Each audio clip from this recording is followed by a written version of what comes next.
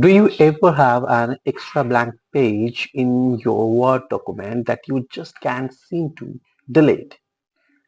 Well, in this video, we will get rid of that extra blank page, guaranteed. Let's dive in. Here I am in Microsoft Word and I have a document, but I also have a few extra blank pages that I would like to get rid of.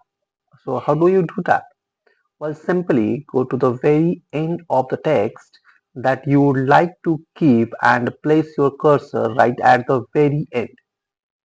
Then on your keyboard, press the delete key and hold it down until all those blank pages are gone. Now, if I go over the right hand side and scroll down, you will see that I just have my one final page left.